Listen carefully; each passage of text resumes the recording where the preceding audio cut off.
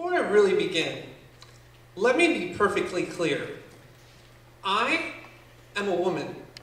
I have fought and bled and struggled through 20 years of my life, experiencing everything short of cramps and childbirth. I have been told that I'm stupid. I have been told that I need to act more submissive. I have found the glass ceiling. I struggle with weight and emotions and appearance and clothes, and God knows everything else. So yeah, I feel like I've earned my girl cred the old-fashioned way. When I was younger than 10, I remember wanting to be a girl, which seems a little silly given what I just told you. But it took me a while to figure out what was going on. When I was 5, I was riding home with my mom from school in the VW bus, and I looked at her and I said, "Mom, what was the girl name that you had picked out before I was born?" She says, "Oh, well, that was Veronica Wilson." So later that night, I'm laying in my bunk bed and playing with the springs of the bunk above me, and I said, "Hey God, it's me, Veronica. Can you make me a girl? Please?" No, this isn't like the time I asked you for the toy. I really, really, really want this. Really want this. Well, I never did get the toy, and I never did magically switch genders either. You know how you're growing up, you get distracted, and then refocused? Well, at 11, I asked, "Hey God, how about now?" And then at 12, and at 13, and at 14, it's not like this goes away or anything. I really, really started to embrace who I was during this time. I remember I got this fantastic stash of clothes. It was great stuff. And then it would get thrown out. And then I'd get this next stash of girl clothes. And they would get thrown out. The first time was me trying not to be me. And the rest of the times were my parents. When I was 14, my parents and I started to fight constantly. I really, really started to lash out at them. It went from, "Mom, I love you," to, "Mom, it's okay," to, "Mom, go away," to, "Mom, shut the fuck up and get out." My mom told me during that time that she was really, really scared. Scared because I could get very, very angry. Scared because I had pretty much all but divorced my parents. I mean, I wasn't happy, but I loved my mom and dad. What I realized later is that this is typical of a transgender child growing up, not really knowing who we are or what's going on. I was just so angry all the time. In college, I suffered from personality disorder, OCD, schizophrenia, manic depression, and bipolar. And those were the professional diagnoses. No way did I know how to behave socially in college. Imagine being in that setting, having no social skills whatsoever. Imagine feeling thrown away by everyone that you hoped would be a friend. I'm weird, I'm difficult, I'm angry. I hear this all in my head. And I don't know what to do. And I'm dying inside. Really, after that, crippling depression started to come in on me. A good night for me was to lie in my dorm room bed crying uncontrollably, trying to squeeze every little bit of breath out of me so that I would pass out. And a bad night was when I beat my head into, excuse me,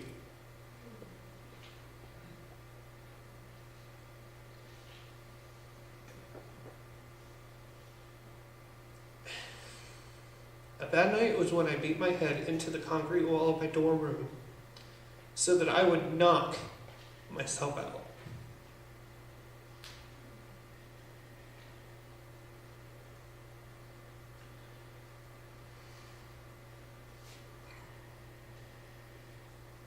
In 1996, I moved out of the dorms and I moved into my first apartment.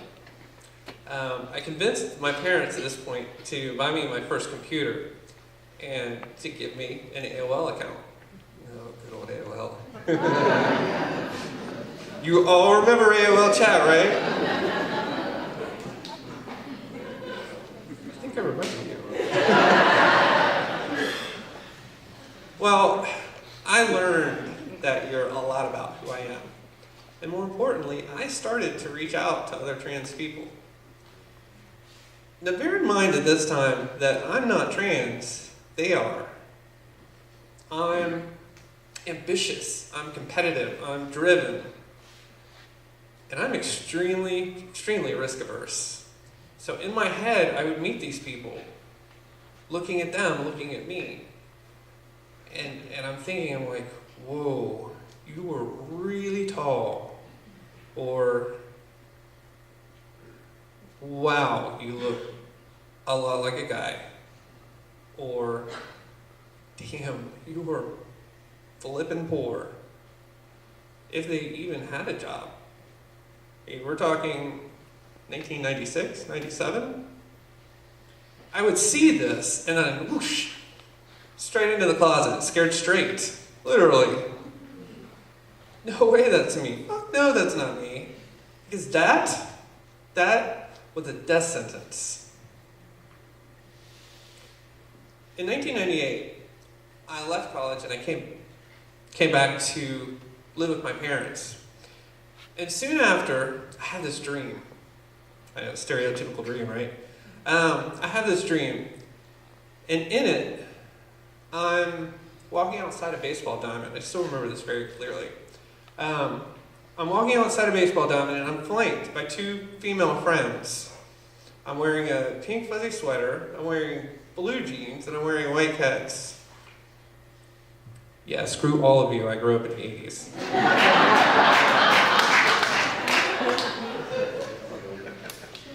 In the dream, I remember being really mad because I'd just broken up with somebody. And I'm walking away from them, and I turn around, and I'm walking away from me. To this day, I cannot get that dream out of my head. There's no scaring me straight. There's no turning this off. This isn't, there's no way to get out of this.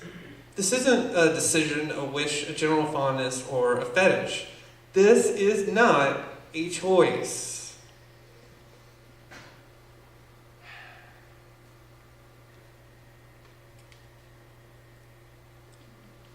It's about a month after I had that dream, and I am really, really depressed again. But this time, I'm sitting on the edge of my bed, and the gun beside me is loaded.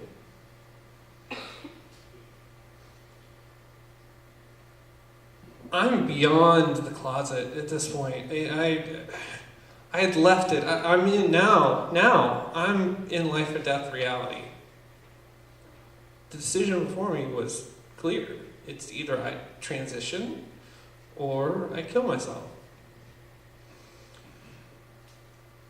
But just like that, just in that moment, all of the reasons that were holding me back, all of them, they just fell away.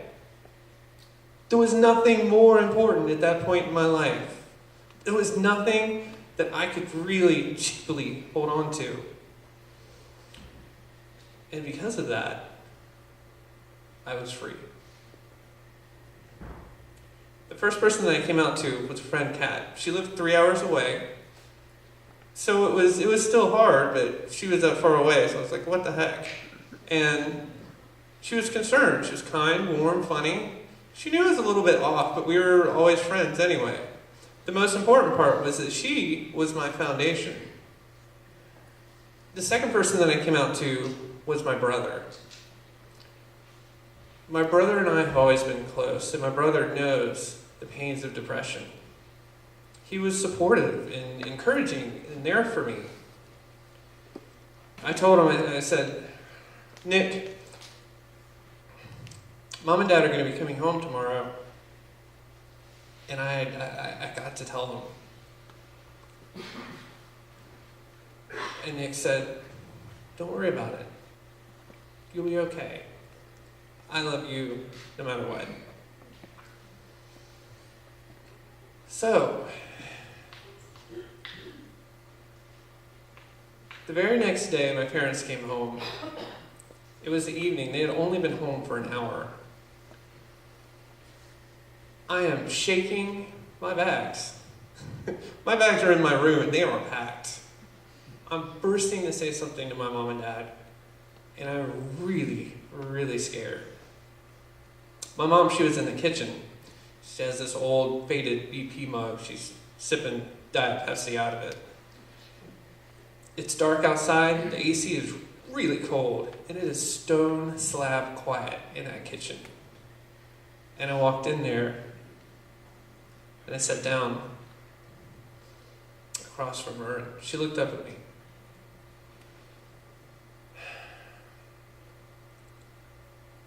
And I said, Mom, I love you.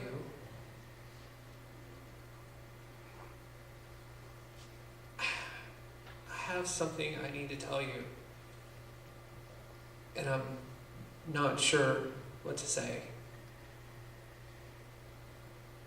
She looks over at me, get a little bit confused, and she says, well, just say it.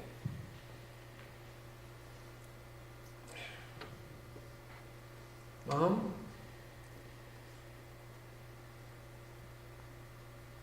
I am a girl, and I cannot go another day without doing something about it.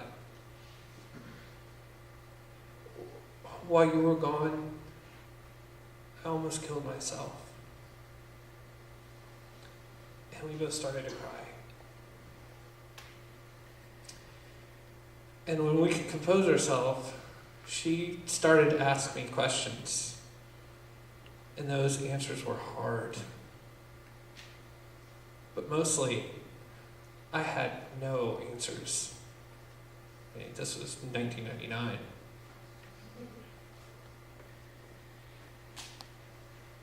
When she stopped, things got quiet. And I said, Mom, what are you thinking? And she replied, I don't know what to think. This is not something that I can process. You're telling me that I went on vacation having a son and I've come back having a daughter.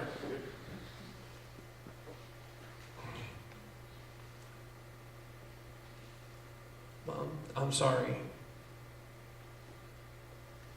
I tried everything. I can leave.